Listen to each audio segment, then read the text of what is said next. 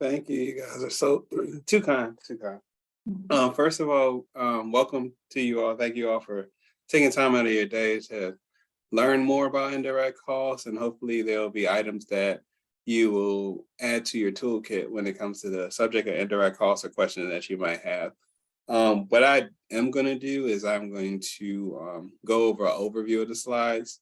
And then from there, if you have questions, feel free to put them in the chat. We can discuss some questions as we go along, in addition to delivering you all some content that you can use and take back to your respective organizations to hopefully help to demystify some of the challenges when it comes to indirect costs. As Sarah said, I am the director of the Indirect Cost Division for the Department of Education. And what I do is I'm in charge of reviewing and improving on behalf of my team in the department and the federal government the indirect cost rate agreements for entities that the Department of Education is cognizant for. Next slide, please.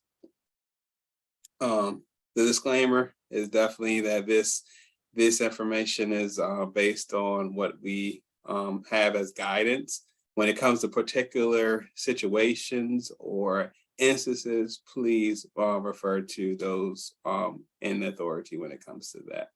But this is just a general guidance section. Next slide, please. I always start with this. If you've attended any of my meetings or trainings before, it's just about what indirect cost is. Indirect cost represents an expense reimbursement. And I always go back down to the $1 method. I call it the $1 method. If you have an indirect cost rate that is 10% and your federal award is $1, your indirect cost is 10 cents of that dollar, or 10 cents of every dollar moving forward until you get to the cap of your award. Indirect cost does not increase your award. Indirect cost does not provide more money than you should for your award. It's about how we reimburse you all for the expenses that are deemed indirect costs based on the regulations for your company to run, or your entity or your organization.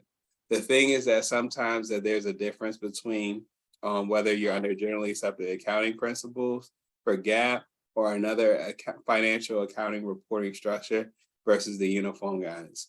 And what happens is that the differences between the uniform guidance and your financial reporting structure typically bows itself to become an indirect cost rate. So just know when anytime these numbers get a little high, go back to the dollar method.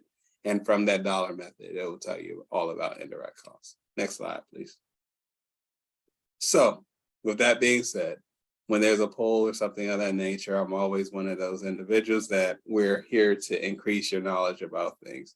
And with that being said, what is the function of indirect costs? And in this poll, I want you all to let me know, what do you feel is the primary function of indirect costs? Please feel free to answer. Polls open now.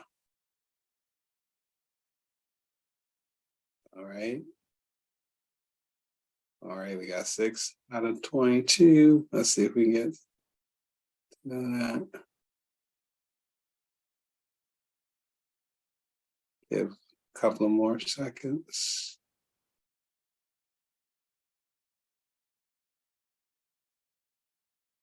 I'll go around 40 seconds.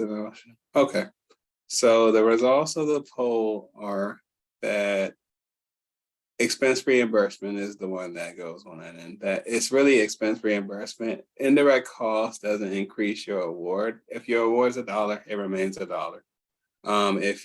If when it comes to expense reimbursement, we're just reimbursing you guys for the expenditures that you incur for things that are general administrative costs on that end. Thank you guys for participating. Next slide, please. So the thing is, what I referred to before is that how do we know what cost is allowable? How do we know how to proceed forward when it comes to indirect costs? The answer is the cost principles. Always refer to the cost principles when it comes to items that you are determining, whether they're indirect or direct, the allowability about the items.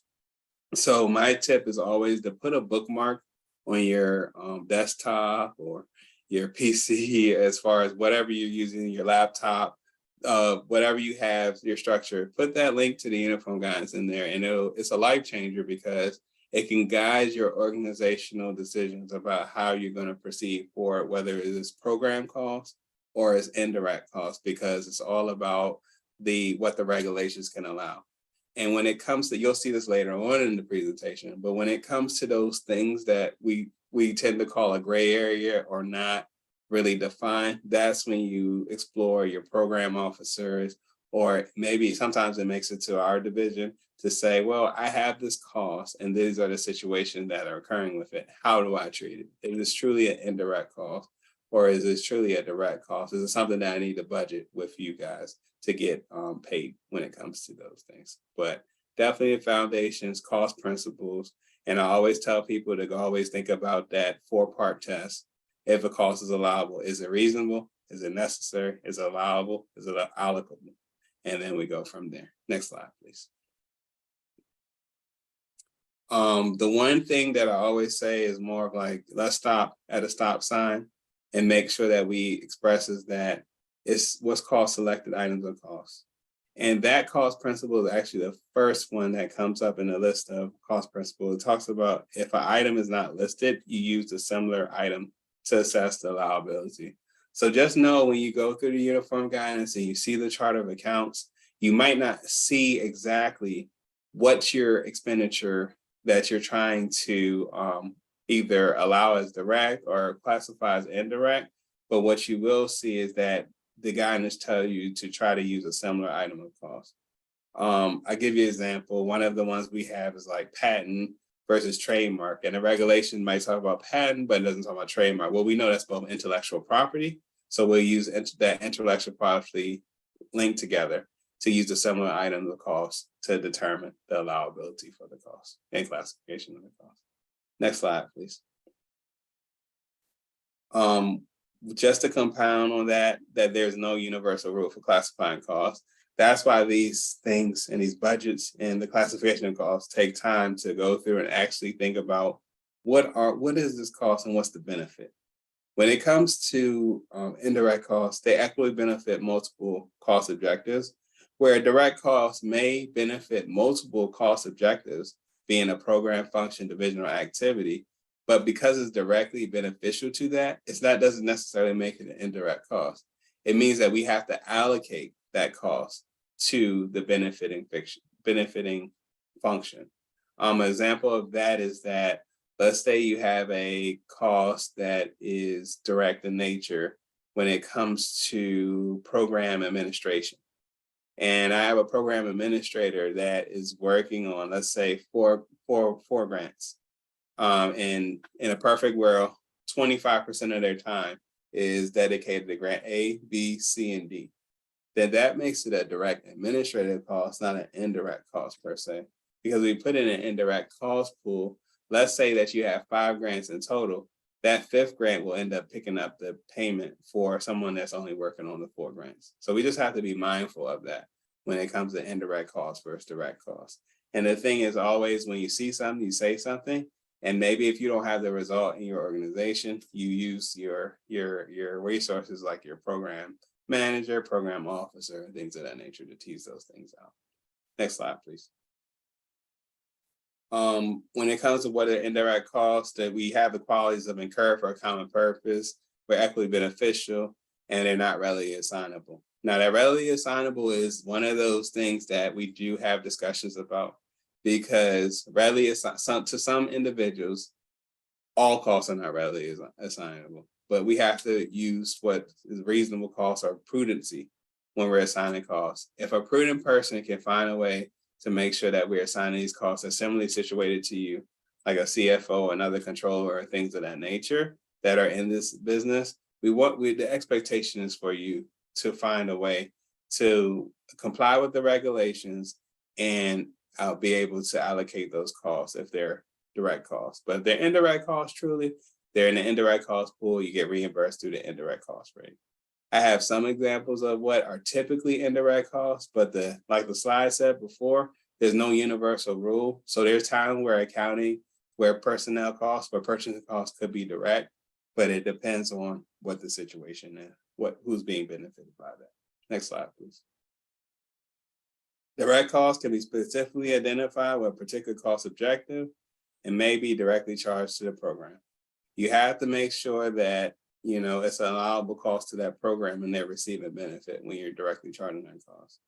When it comes to the restricted programs or supplement not supplant programs, those on the other hand, if they're costs that we're adjusting to comply with what's called the restricted indirect cost rate, which we'll get into the slides coming forward, you can't directly charge those costs because they're unallowable based on the program doctrine. Next slide, please. So how do we know what laws or regulations apply to what we're dealing with? It's all about the hierarchy of guidance. The most authoritative guidance that you have is the program laws or the laws that Congress appropriate. Then you moving over from there, you have departments of regulations like Edgar that will tell you what you can and cannot do for your program. Then the uniform guidance. Then after that is guidance. So this presentation that you're sitting in right now is truly in the guidance bucket. Ideally, guidance follows the regulations, the departmental regulations, and the program laws. But if there's conflicts within the two, the higher of the guidance really supersedes it. So just know that if it's a program law that says you can't do it, like if it's supplement, non-supplant, or restricted, and it says it's restricted, you have to follow the program law. And that deems whatever the uniform guidance says about that cost, that it supersedes it.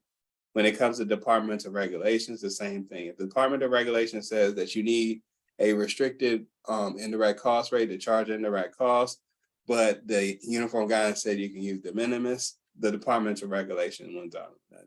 So just keep in mind, whether it's indirect cost decisions or programmatic decisions, to always think about the hierarchy of guidance when you're making, to let it guide your decision making when it comes to programs. Next slide, please. What happens is sometimes people want to know, how do we know who is in charge of the indirect cost review? And it's called the Cognizant Agency for Indirect Costs. And the Cognizant Agency for Indirect Costs is determined by your entity type. So if you're a nonprofit organization, it's the federal awarding agency that provides you the most direct federal funding for 3 consecutive years. If you're a state and local government, it's 5 consecutive years, with the exception. If you're a native tribe, the Department of Interior will always be your Cognizant Agency for Indirect Costs. And then some native tribes will say, well, hey, why are you all involved? Because the restricted indirect cost rate is a Department of Education inherently program requirement. So that's why we work with the Department of Interior to negotiate your restricted indirect cost rates. At times, and I will acknowledge that the restricted indirect cost rate process might take longer than what we desire, but it's the different moving parts that come in for us to understand your organization and how you're structured for us to approve a rate for you. Because we're here to prove you right, not prove you wrong. So that's always our thing when it comes to reviewing those rates. If you're a state education agency, a local education agency is always Department of Education. Institutes of Higher Education's U.S. Department of Health and Human Services or Office of Naval Research. Now, for you all that might have what's called subrecipients that do not receive direct federal awards, guess who's the Cognizant Agency for Indirect Costs? You are, because they don't have any direct federal funding. So we do not review and approve the indirect cost rates. That responsibility will actually hold, you will have to hold that, and you will have to review and approve the indirect cost rates based on the regulation. Next slide, please. For the Office of Indian Education, the grants that you all have within there, and I know people have different varying grants from this office. I provided the type of indirect cost rate or type of program that they are. You have 4 out of the 6 that I'm aware of, they're unrestricted programs. Have 1 restricted program that requires a restricted indirect cost rate, and then a training indirect cost rate. So just know, depending on what entity type you are, you have to abide by the indirect cost rate type for the program. And if you don't know what the indirect cost rate type is for the program, please feel free to ask a question, because that'll help you out with having your allowable indirect cost. Because the thing about allowability, one of the factors is being adequately documented. And an adequate documentation of indirect costs equates to having a negotiated indirect cost rate agreement when required. Next slide, please. With that being said, I have more detail about, well, if you have a restricted indirect cost rate or a restricted requirement for indirect costs, like for 84.060A, that says that you need to have a restricted indirect cost rate to have allowable indirect costs, with that being said. And all the regulations from EDGAR 34 CFR are prevalent in there. And that's how you go about having allowable indirect costs. If you have this program and you don't have a restricted indirect cost rate, feel free to contact your program officer or even my division, and we will try our best to get you a restricted indirect cost rate. What I always tell people is that the first few rounds or even the round, it might be longer than what you anticipate for the review. It's not because our office is not on task. It's just we try to make sure that the quality of the work that we have and the way we try to provide technical assistance is up to par to help you all out moving forward when it comes to restricted awards or any other type of award. Next slide, please. Next, with the training indirect cost rates, the thing about the training indirect cost rates is that for training programs, those are department determined training programs. The thing I'll call out about this is that Native tribes and local governments do not have to abide by the 8% limitation on training programs, and that's based on the regulation. However, when it comes to that regulation about training, you have to make sure that the rate, if you elect for the 8%, the rate has to be higher if it was calculated than 8%. If you have like a 4% indirect cost rate and you try to elect for the 8%, you can't do that because it's the lesser of. So just be cautious about the training indirect cost rate, the restricted indirect cost rate. The other thing that comes up in program circles and discussions are that, well, because the rate is limited at 8%, can I direct charge these costs that were not disallowed, but adjusted to comply with the regulation? And the answer is no. You can't directly charge those costs in excess of the approved rate or the approved regulatory rate. Next slide, please. And the last one is the unrestricted indirect cost rates. Those are ones that you can go to the uniform guidance and you can say, hey, based on these cost principles, that this is what aligns with these unrestricted indirect cost rates. And what happens is that if you have an unrestricted program, you'll notice that some of those rates are higher than what is restricted or training because there's not a regulatory restriction on them. It's just based on what the uniform guidance says, with some exceptions, of course, because you will have to talk about it and review it. But the thing is that with the unrestricted programs, you don't have to have an unrestricted, you don't have to have a restricted indirect cost rate or a training indirect cost rate. The other thing that's important to know is that you cannot use an unrestricted indirect cost rate on a training program or a restricted program. Next slide, please. For the de minimis rate, comes down to regulatory. With the de minimis rate, only allowable for unrestricted programs. And with that being said, for LEAs, they are not allowed to use the de minimis indirect cost rate, and a de minimis indirect cost rate might not be used for restricted or training programs. So just keep that in mind. If you get your funding documents and you see that the de minimis rate is allowed for unrestricted programs, but the United States Department of Education is the only federal agency that has restricted programs and require restricted indirect cost rates.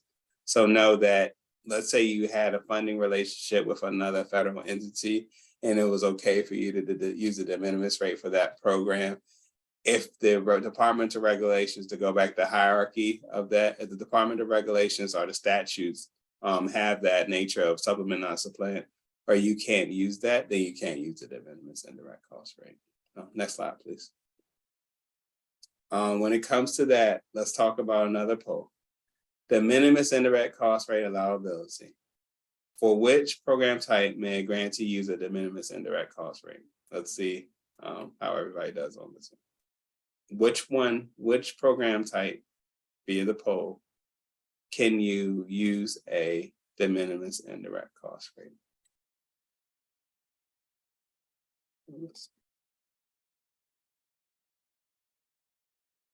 All right, see some responses coming in. Give you about 40 seconds.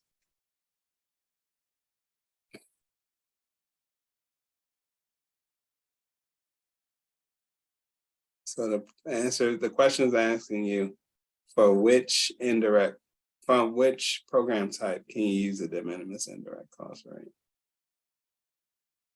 It's a learning environment, so there's no wrong answer when you come to just guess about what's going on. We got a few more seconds. And let's get the last few participants in.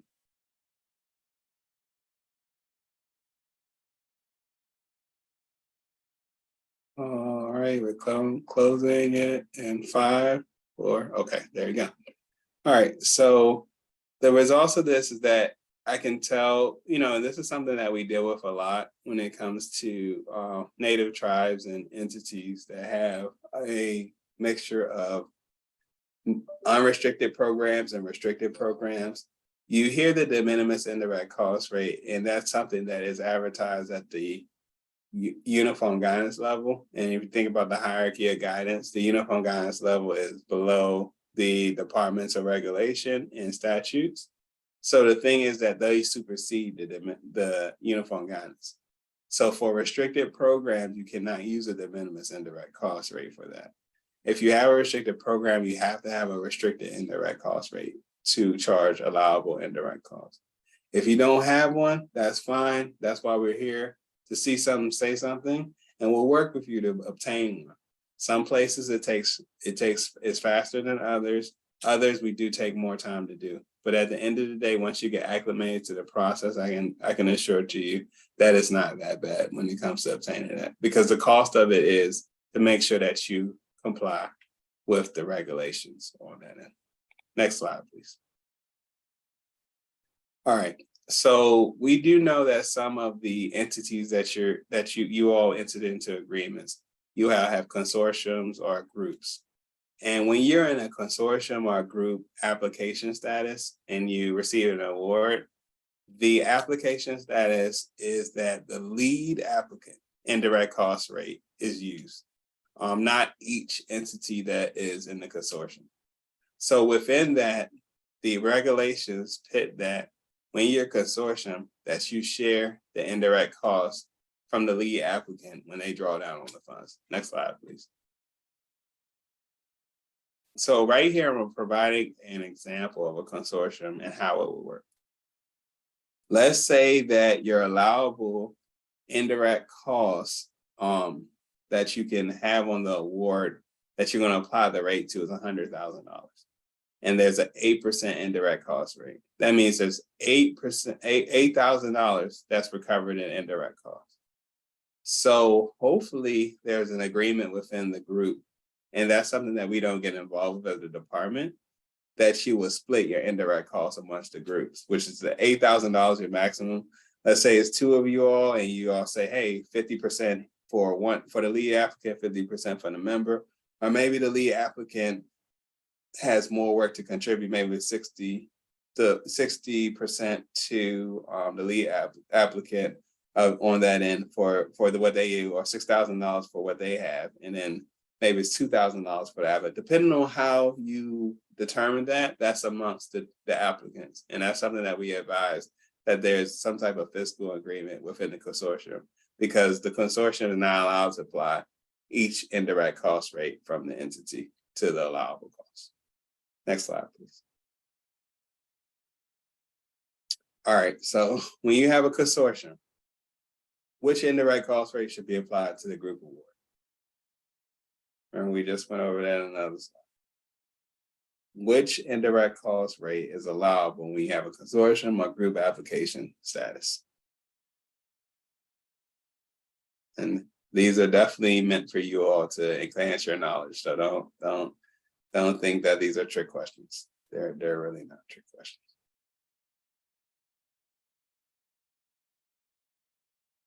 So let the poll go.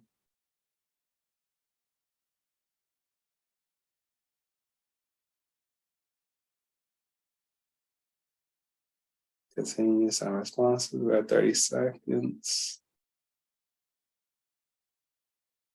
When you're in consortium, you're a group, you're coming in together, you're working together on this project that you're excited to reach out, have outreach to the community. how would the indirect cost work for that? And we're headed to the end of the poll. And we're here at 1 minute. All right.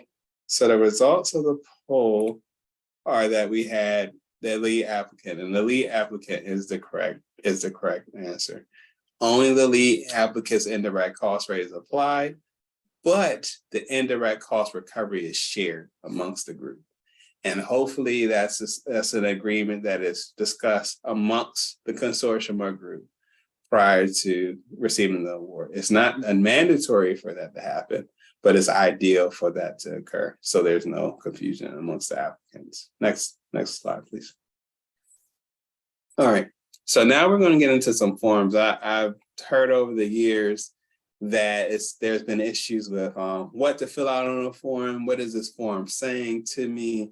And I'm going to attempt my best to provide some clarity to these forms that you all are required to fill out to receive federal awards. So the first form up on the deck is about the budget form 524. Just want to see how many people are aware or responsible for the 524. All right. Okay.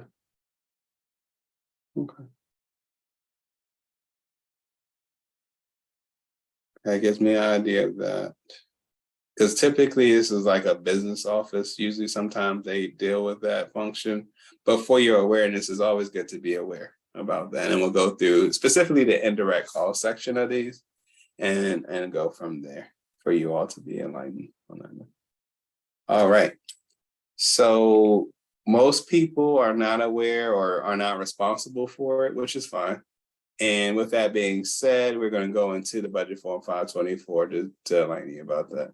And yes, the slide is like, well, sometimes to speak to people and they really have that posture about what is expected of me, what's the expectation, what is this form actually asking? Next slide. So the 524 is the budget form, and line 10 is typically indirect cost and how much you're recovering, not necessarily the rate, but how much you're recovering. There are 3 handouts that were provided to you all to hopefully share with your business office, your colleagues, your work groups that you have of sustaining technical assistance. But it really will show you guys, based on what indirect cost rate you have, how to correctly apply the indirect cost rate. And at the summary level, and this is for modified total direct cost, which is one of your handouts that you have, is that in this scenario, we have a 15% allowable indirect cost rate. The allowable expenditures for modified total direct costs were $154,000, resulting in indirect cost budgeting or recovering, which is $12,100. But there are different type of indirect cost rate approvals that you might encounter. Some indirect cost rates are based on salaries and wages. Some indirect cost rates are based on salary, wage, and fringe benefits. And that's all about the denominator, or also known as the direct cost base for indirect cost rates. So we always tell people, don't judge an indirect cost rate based on the surface. It might be the fact that the denominator is one of those denominators that's smaller than the other. So the appearance makes it seem like it's a higher rate, but it really isn't. But the most popular denominator or direct cost base that we have within the arena is the modified direct cost, or modified total direct cost base for grantees like yourself. Next slide, please. So within that, the first question that's going to be asked on your 524 is, do you have an approved indirect cost rate agreement for your entity from the federal government? That's dealing with cognizance. That's dealing with just we want to know. Because if you have an approved agreement, you move forward and you use that agreement to claim indirect costs. If you don't have an indirect cost rate agreement, if it's an unrestricted rate, you can utilize the unrestricted program, or it allows an unrestricted rate, you can use the de minimis rate. Or if you don't have an indirect cost rate agreement and you would like to claim indirect costs until you have a negotiated restricted indirect cost rate, you can use what's called a temporary indirect cost rate. And all these links are available for you all when you have a slide deck. So feel free to use these links to see where it comes from the regulation.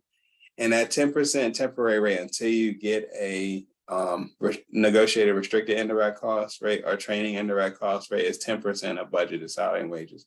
But it allows grantees to have cash flow until the rate negotiation process is complete. And the thing is about what do we use to negotiate indirect cost rate agreement? Well, we provide packages to you all to hopefully assist with our process. There are times that when we send packages out, there aren't any questions, but there are times where there's a lot of questions. So just feel free to ask those questions so we can try to get your entity in the process of receiving a allowable and approved indirect cost rate agreement. Next question, next slide for the next question. All right, 2, the next thing that they're going to ask you is, okay, you say you have an indirect cost rate agreement. What period is your indirect cost rate agreement for? Who approved it? Did education approve it? Did the Department of Interior approve it? Did the Department of Health and Human Services approve it? That's what we want to know and what the rate percentage is. And we'll walk through those items in the slides to proceed, but that's what we're asking for because, but once again, allowable documentation equates to the negotiated indirect cost rate agreement on that end.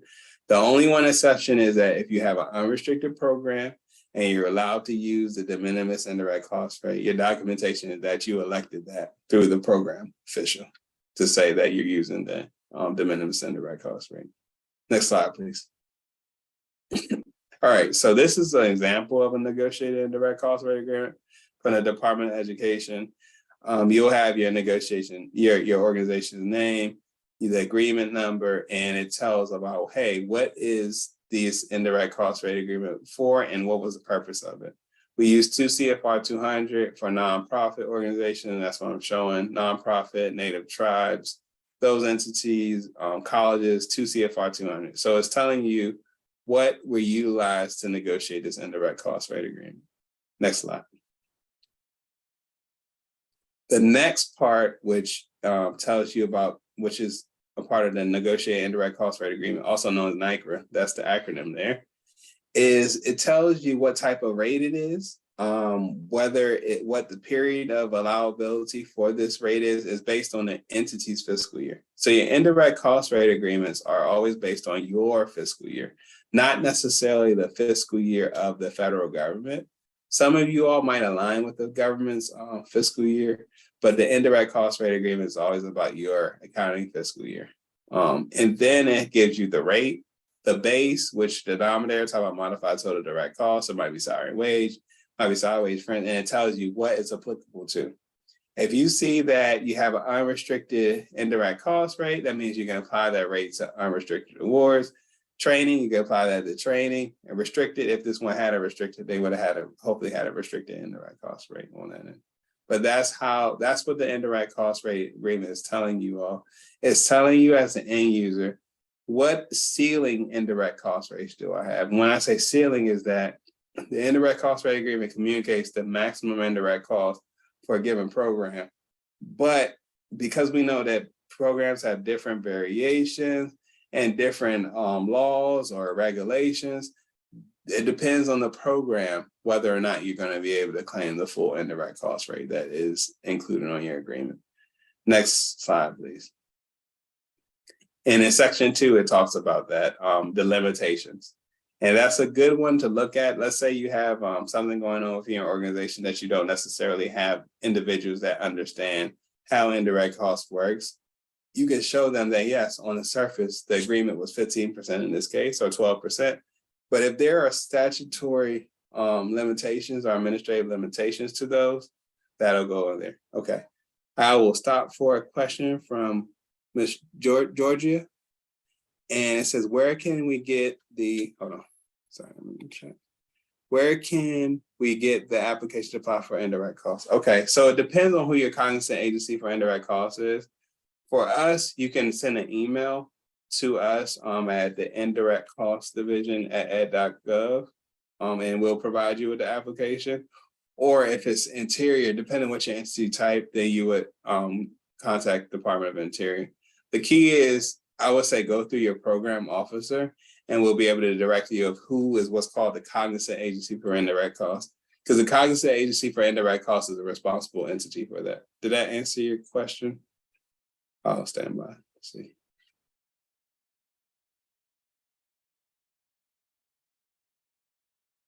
Yeah, okay, thank you. And what I'm doing, I'm gonna drop our general inbox into the chat for everyone. And believe it or not, there's times where different entities might contact us. Let's say like a college contacts us, a Department of Education, and says, hey, we need an indirect cost rate agreement.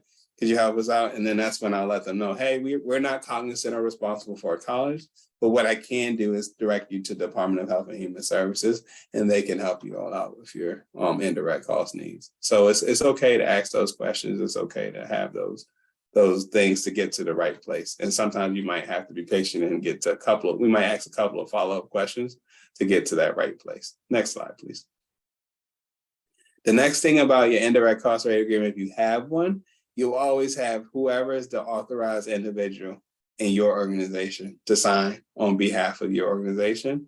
And then you'll have someone like myself or the equivalent that have the signature authority to give you an indirect cost rate agreement on behalf of the government. Right now, the Department of Education I have the signature authority to sign the indirect cost rate agreements, and that's how you know you have a valid indirect cost rate agreement. If you don't have a signature on this, there's not a valid one. And the thing is just to ask the question if there's not a signature on it, and if there's an issue or something that we need to recover, we'll gladly help you guys out with that.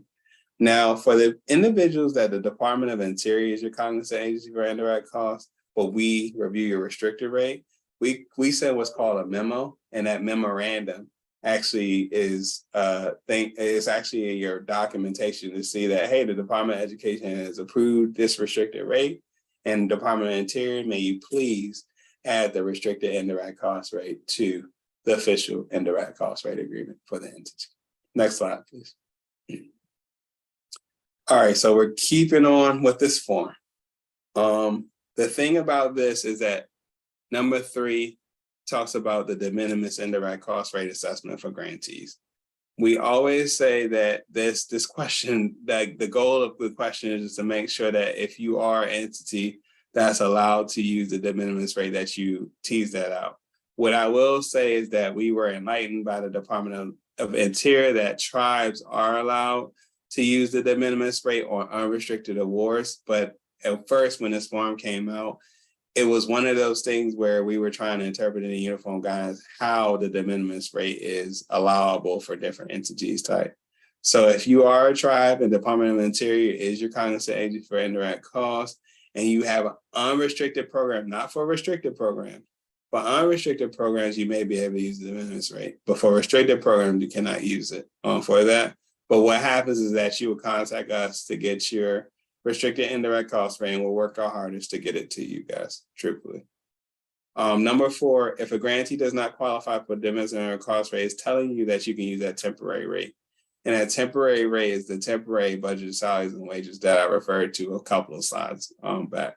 And with that being in, at least you'll have cash flow until you get your restricted indirect cost rate. Because we understand that you probably need your indirect cost rate yesterday, but sometimes it takes us a few more times to develop it for you guys and get it regulatory sound to the point that you all will be able to operate. And our idea for us is not for us to just adjust calls, but our thing is that we provide documentation to you all to try to help you all be self-sufficient moving forward and having educated decisions making about how the restricted rate is implemented within your organization. Next slide, please. With that being said, that question 5 goes into, if you have a restricted program, are you using a restricted indirect cost rate? And within that restricted indirect cost rate, is it allowable based on the regulations? There are some exceptions to using the 8% indirect cost rate for restricted. If your an unrestricted indirect cost rate supersedes the 8% for restricted, you can elect that 8%, and that's a quicker process. Some of individuals that might be online, they'll see that we have an 8% restricted rate, and that's because their calculation dictated that way. Let's say your calculation for your indirect costs comes underneath the 8%. then no, we wouldn't allow you to use an 8% restricted indirect cost rate. But it's similar to the de minimis rate, and it happened before the de minimis rate. But if you go to 34 CFR 76.564C, it gives you a full gamut of how the eligibility occurs when it comes to electing the 8% for restricted and what your options are. Training the same way, go to 34 CFR 75562. I always say I know there's a lot of 8s and a lot of 10s, and they become confusing when that is. Okay, so I have some Q&A and some chats. Oh, thank you. Yeah, I tried my best to, hopefully you guys will know that your taxpayer money is at work when it comes to these regulations, because I try my best to serve you guys when it comes to these things. So with that being said, definitely it's one of those things that you all will know that I try to read these regulations and try to help you guys out at all time when it comes to these rates, because I know how it is for you guys. You all have a lot to do for the mission. And what I'm believing in that, our job is to try to help you all out when it comes to make things easier for you. So Krista, I see in the question and answer, what time of year do tribes apply for IDC? Great question. So indirect cost rate proposals are due 6 months after your entity's fiscal year end. So for example, let's say your fiscal year end for your tribe is June 30th.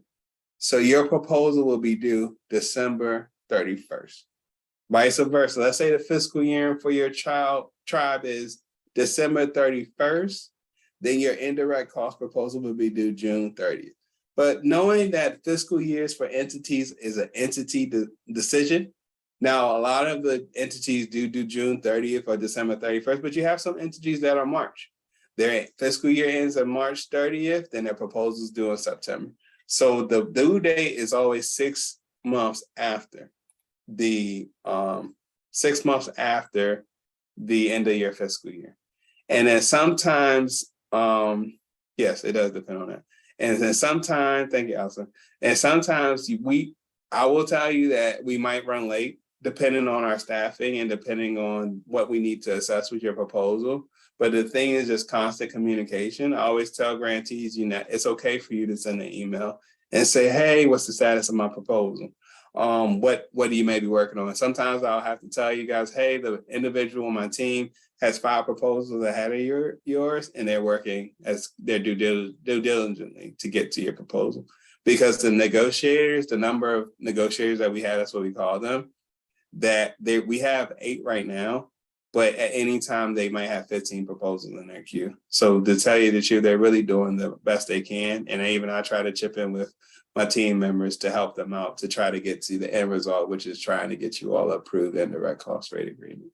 Hopefully that helps with that question. If not, feel free to circle back and I can answer it even more in depth. Next slide, please. Okay, so now we have the budget form 524. Now we transition in the budget form 524B. So typically, we'll do the poll on this, but the 524B usually happens when NCCs are non-compete. In the non-compete years, you'll be asked usually to fill out that 524B. So it's the same thing with this poll as the other poll. Is are you aware of it? If not, it's okay. What I will do is I'll explain it to you. You might not be required to use this form, but the thing is to just demystify, the goal of this training is to demystify the forms and what are they really asking you? Because I know when you all know the information that is asked for you, you all comply. Because I've worked with some of you guys, and within this group, you all are definitely willing to comply with things. So just saying about this, okay, a lot of no's, which is okay. But hopefully somebody within your organization, if they don't know or if there's a requirement, then they'll tell you all. If it's not a requirement, hey, you learned something new today. And maybe if your organization is not doing it now, you'll have to do it later. But at least I try to help when it comes to the indirect cost portion. All right, we're going on about 10, 9, 8, 7, 6, 5, 4, 3, 2, 1. Okay, majority of people are not responsible or don't have to be aware of it, which is fine. But today is a good day that we learn something differently. At least I can give that to you guys. All right, next slide, please. All right, another graphic, hopefully it helps. Just please fill out the form below. We all get these forms and like fill it out, and what is it really asking me? So that's what we're going to get into. Next slide, please. So for the 524B, it's on the cover page. All your indirect cost questions are in your cover page. You see that it is nudging you to complete it with your business office, but what's the real reality of this? Sometimes you all are the business office, you're the program office, and you're all the above that you all have to do. So with that being said, knowing that those are those cases throughout our portfolio, this is what they're really asking you for. Next slide, please. The first one is the easiest one. Are you claiming indirect costs? Yes, you got to proceed with the rest of the questions. If you're not claiming indirect costs, which you could not, some organizations do elect not to claim indirect costs, believe it or not. And if you don't, then you're done. If you do, let's go to 9B. Please, next slide, please. Similar to the 524, the 524B asks about, hey, what's your approved indirect cost rate agreement? What agency provides you with the approved indirect cost rate agreement? What's the percentage? And now they're going to ask you what type of rate you have. Do you have a provisional rate? Do you have a final rate? Do you have an other? Just a Cliff Notes version of the indirect cost rate types. Provisional rates are temporary. That means they'll always be replaced by either a final rate, which is finalized and you're done, a predetermined rate, which is not adjustable, and a fixed rate if you're on a fixed per carry forward basis. So just know anytime you see provisional, temporary rate, and they want to know that because they want to know if you're going to have to settle up with when it comes to closeout. Next slide, please. The importance of the type of rate. So depending what entity type it is, indirect cost rates, they change from year to year. And I have links in there. So if you're IHE, they typically, which is a college, they typically have what's called fixed rates for the life of the award. So when your award begins to the end, if they have a final fixed or predetermined rate, that rate remains the same all throughout the period. And people love that because you don't have to worry about from year to year the rate change, except for if an IHE has a provisional rate. Now, if you're a nonprofit, nonprofits typically have final, fixed, or if they have a provisional rate, then the provisional rate, they could change every year. The only rate type with a nonprofit that doesn't change every year is the predetermined. And that's typically 2 to 4 years. So you always have to be vigilant with nonprofit organization for the fiscal year has that rate change. Now, sometimes there might be an anomaly that, hey, the rate came out the same as it was last year and before, but the key is always to look at the timing of the agreement, and the applicable timing of the agreement tells you what fiscal year you should be evaluating. Commercial organization, I'm not sure if you all have any commercial organizations that you deal with, but just in case, for a commercial organization or for-profit entities, they have either what's called a provisional rate, which is a temporary rate, and then final rate. So if you have a provisional rate from, or also known as a billing rate from a commercial entity, that'll be subject to change for the final rate when you go to closeout. State education agencies, they have final, they have fixed, they have provisional indirect cost rate, and the exception for that change is the predetermined. If they have a predetermined rate, 9 out of 10, the state education agency or state agencies will have an indirect cost rate that might change each fiscal year. And don't get worried about the changes throughout the fiscal year. All it is a simple question to your partners about the indirect cost rate agreement, the approval of it, and the duration. If you don't even have to talk indirect cost ease, if for lack of a better word, you just want to know how long is your indirect cost rate approved for? What type of indirect cost rate agreement do you have, and does it change each fiscal year? And with the change of each fiscal year, that means that you have to apply the indirect cost rate that's valid during the time period of the expenditure. So let's say that I have a fiscal year 23 indirect cost rate, but I have a fiscal year 22 expenditure.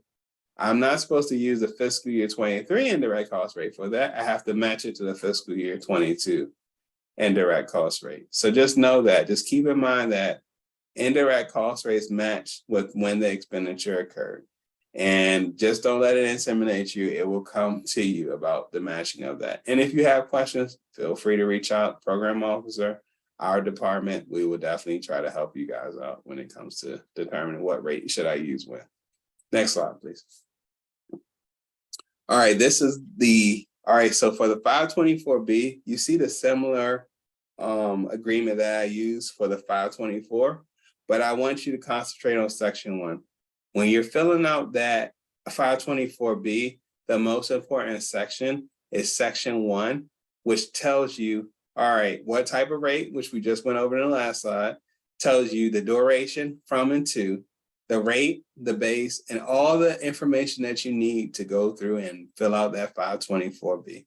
So the thing about the 524B, focus on section 1 of the agreement, and everybody's agreement that issues indirect cost rates on behalf of the federal government usually aligns with this structure. If it doesn't, you always ask the question. There's always a point of contact on the indirect cost rate agreements that know the intimacy of the agreement. For me, I'm the signature, I'm the director, so you'll see my name as the director, and then you'll always have the negotiator, whoever was the assigned negotiator for the agreement. Next slide, please. Next, this goes in about the de minimis rate. De minimis rate, they're asking you about that because they want to once again come back and say, hey, if you're using the de minimis rate and it's allowable for your unrestricted awards only, then you just let us know that. And that's what you select on that in 9C. Next slide, please. 9D and E comes to say, hey, if I have a restricted program, we want to know what you're using within your rate agreement, because you should have it on your rate agreement if you have a restricted program, or it's the election of the 8%, because you're allowed to elect the 8% and you went through the process, then you know that you got the 8%, and that's how you answer that one. When it comes to training awards, same thing. Are you recovering the 8% based on an election, or you have to recover based on your actual? That's what you're declaring on that end. You're just allowing and letting people know that this is what you're doing based on the regulations, and this is how I have my documentation for allowable indirect costs. Because at the end of the day, whether it's indirect costs, whether it's direct costs, it's all about having your allowable documentation to comply with the regulations. Next slide, please. All right, the last form, I know you all have been on this journey with me with all these forms, is the SF-425. So I will definitely poll you guys on that to say, hey, who has to use the SF-425, or are you aware of that? Let's see the poll on this, and then we'll set this form demonstration and form discussion to bed, and hopefully open up for more questions if you all have that, in addition to move forward. So we'll get the poll up about the SF-425. Let's see who has to deal with it or who has to fill them out. Okay, I see some people having to fill them out, or if you're aware of them, you're not aware of it, then it's fine. It's fine to always have something in your toolkit. Save the slide deck for a time where you might need it and go from there. But the thing about the SF-425 is the final report that asks you indirect cost rate information when it comes to indirect cost rate section of your award. For this one, we can close it out within at 40 seconds. Close out 40 seconds. I want to allow time if we have some questions for us to address some questions. All right. Thank you. With that being said, most people know, some yes, but let's go on our adventure with the SF-425. Last form. Forms are painful, but the thing is, I'm glad that you all taking time out to listen to me. And definitely tough decisions ahead. This one is what it's about. You know, hey, you got all these questions. Let's make these tough decisions to say what we're looking for as a department. Next slide, please. All right. So what I did was I pinpointed the indirect cost section for the 425, and that's section, that's number 11. Within there, it's talking to you about whether you had indirect cost expense, the type of rates that you have, provisional, final, or fixed, the rate that you use, the period. See, we're going back to section 1, the agreement, the base type, whether it's modified total direct cost, which is MTDC, salary wages, salary wage fringe, the amount you charge, the federal share indirect costs, and the totals.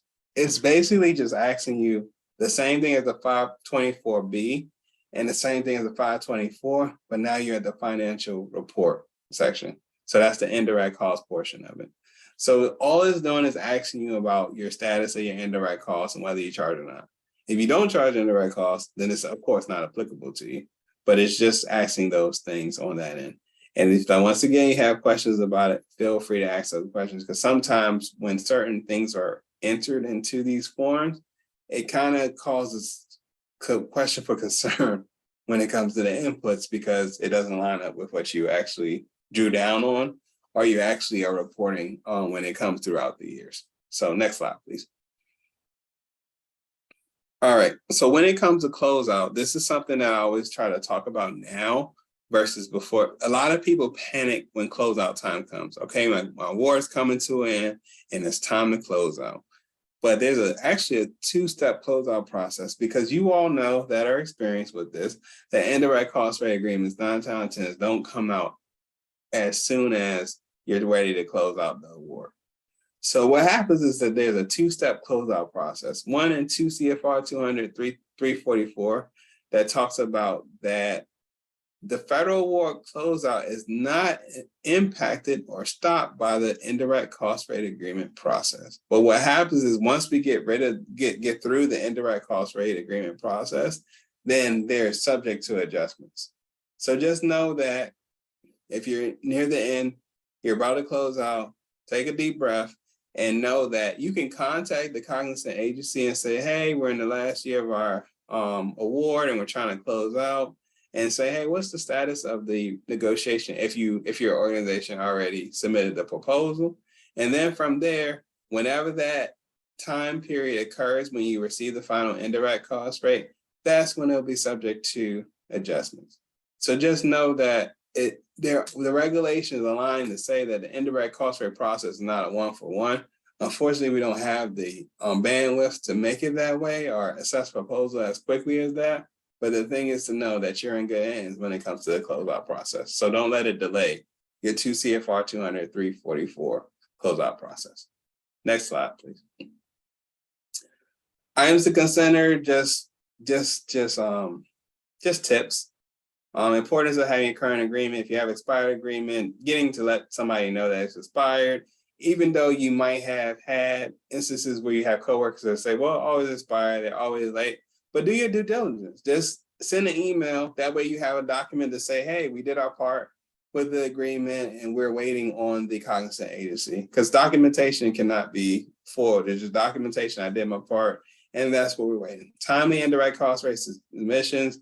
If you're in charge of that, just have that conversation. Hopefully the indirect cost rate submission is submitted on time.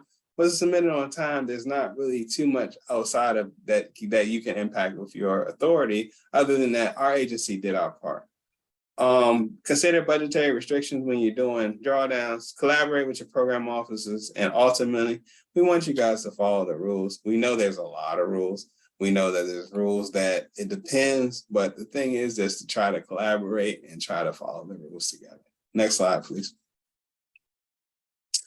Items to consider when you talk about indirect cost recovery and and limitations. Definitely program statute, administrative limitation, treatment of direct costs. If you have direct admin, making sure that direct administrative costs are not treated as indirect costs. The big thing about direct administrative costs is the regulation 2 CFR 200-413C. Those are costs that typically viewed as administrative, but because there's so much involved with a program or programs, they're treated as direct costs. Collaborate with your program officers. And again, you see I'm a big stickler for it. Following the rules, definitely following the rules. Next slide, please. And with that being said, can't leave you all without a bridge. I always tell everybody, any conference, any meeting, anything we have, because I met you or you were attending this session, that is a bridge for resources, a bridge for information. We have an indirect cost division inbox to answer questions. We have the representations of our group online where you can go and see the individuals that are in our group at this point in time and their email addresses to send them emails. And then you have an indirect cost on-demand training that the department offers that you can just go on there, click the link, and have you a good time with learning about indirect costs and how they work. With that being said, it's been a pleasure. Next slide, please. It's been a pleasure to spend time with you all. Right now, feel free to ask any questions because we have time and there's no no incorrect questions. Thank you, Sarah, for letting everybody know that the links are available in the PowerPoint where you download. Yeah. Any questions for anyone? Any questions? I will sit here within the time frame to answer any questions that you might have. You're welcome, everyone, about the information. Hopefully it adds to your toolkit. Any questions? No questions about cognizant agency for indirect costs? Any questions about timelines? Any questions about, I see an indirect cost rate agreement. It doesn't have an end time. It says until amended. Some indirect cost rate agreements you might run into, they say until amended, and that really means until amended. We don't issue those at the Department of Education, but you'll see some from Department of Health and Human Services that the end date will say until amended. And some people ask me like, well, what does until amended mean? It literally says that that agreement is in place until there's another agreement to replace it on that end. Trying to think what else might be occurring. If you're a tribe, DOI is definitely your cognizant agency for indirect costs. If you're a nonprofit or if you're a federally recognized tribe, it's DOI always.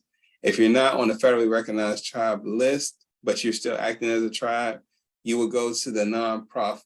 You utilize the nonprofit rules, which means whoever is providing you with the most direct federal funding. Oh, you sent a question to Q&A? All right, let me see that one thing. Regarding administrative costs, if we have a director that oversees and administrates the program, can the executive director be charged to the grant as direct and indirect costs? Okay, good question. Yeah, so it's based on the benefit that the individual provides. So there are times that there are split charge individuals, and I'm going to drop in the chat for everybody the exact citation for that. That's 2 CFR 204.05D. If you have an individual that's working on multiple projects, or they have something that you have to allocate based off of what they're working on, then yes, if you have a reasonably documented basis, you can do that. But I always say have that discussion up front with your program officer, in addition to looking at the requirements for what's called the personnel costs. In 2 CFR 204.30, we have shifted from a day and time where timesheets were required for any and everything personnel, whereas now it's the subject of good internal controls. Now, what does good internal controls mean? That means that subject to when you go into reasonableness and subject to the Green Book, which is published by the government, in addition to what the eye of the beholder is with your auditors, and in addition to your reviews. So what happens is that, let's say you have an entity that has someone that wears different buckets of responsibilities within your organization, because the executive director is overseeing the direction of your organization, in addition to the grant portion that's applicable to the grant as indirect. But also they work and they charge time to awards. Hopefully you have a system that can support how their time is spent, and that's your best support for adequate documentation. Now, you might have a system that shows the hours that they work, which is now more on the timesheet end, or you might have a system where you know that every month, I'm just throwing hypotheticals back to the disclaimer for the slide. Every month, you know that the directors or the executive director spends 25% on program A, 15% on program B, maybe 15% on program C, and then the rest is indirect. That is where you go to the adequate documentation. The adequate documentation is subject to being able to prove that that methodology is reasonable. And that goes back to the 2 CFR 204.05D. I hope that helps, but that's the way that you will go about to adequately document the people that are split charge, because there are split charge individuals throughout organizations. Did that help with that question? I see another Q&A one. Yep, there you go. After the fact, yep. That is a big thing, Allison, with that one. There have been, now you all know I'm saying my word. There has been misinformation about using a budget and then finalizing the budget as the cost that the individual performs as personnel service. You always have to go from budget to actual. But we know that you all have to have a budget to begin with. You know, I can't say to Allison or Miss Georgia, hey, you know, at the beginning of this year that this individual is going to work 100% on this project. Things change, right? In life. Yeah, there you go. There you go. Yep. Things change. I'll see what Allison's response. Things change throughout the year. So I always say quarterly, in my opinion. I feel like if you can, but if you wait to reconcile payroll at the end of the year or the end of the performance year, to me, that's asking for trouble because it's so much information. So at the bare minimum, now it's a recommendation, not a requirement, either quarterly, monthly, some interval to make sure that you're going from budget to actual cost. Does that help with that? And I see something else in the question and answer, but I just want to make sure that I took that. Yeah, there you go, Sarah. There you go. There you go, monthly. Because I'll tell you, I just know, because I've seen it, and I always say, hey guys, why would you do that to yourself to wait the whole year to do that? I can only imagine the thing. I don't have hair right now, but if I did have some more, I would probably pull it out if I waited to the whole year to do my reconciliation when it comes to the cost. The next one is from Brandon John. So you can use a web-based time tracker to log different duties for documentation. Yes, you can. And now you're going to get my opinion about this. And this is opinion on that end. I feel like the undefeated support for time and effort and these personnel thing is a timesheet or something of that nature that shows what the individual does. Now we know we have our special coworkers that sometimes don't want to abide by the timesheet type of thing. But the thing is that, yes, the best and I guess undefeated way of tracking time is through something like either a web-based system or something of that nature that has, even if I know some organizations, you all don't have a system per se, but let's say if you have spreadsheets or things of that nature, then you have to have the signature or some type of authority that says that somebody reviewed and certified their timesheet. And that is usually one on that end. Not to say you might have questions about whether or not they truly spent their time on that. And that's another, discussion amongst those that are approving your budgets or looking over those expenses. But yes, that is the best practice on that end. And we're right at 3:25. So I will yield this time over to the producers, and I thank you guys for having me today. I appreciate all that you all do on behalf of the Native people across the land, and it's one of those things that I'm thankful to be amongst you all, and thank you all for today, and to you, Sarah. Well, and thank you, Andre, for joining us again this year. He has been back every year, and every year we learn something new. So we appreciate you taking the time to be with us again this year. I do want to remind everybody, the PowerPoint is there on the platform where you can download it, because I know that is a lot of information, a lot of links, a lot of references. So I encourage you to download that PowerPoint, as well as this recording will go up. So if you have other folks maybe on your budget team or anything like that, they can always come into the platform and watch this on demand as well. So they can have a Netflix indirect cost time, pop some popcorn and take it all in. And with that, we'll wrap this session. It is time for roundtables. So I encourage you to head over to the lounge, pick out a roundtable topic that sounds fun, and hang out with your peers. Thanks, everybody.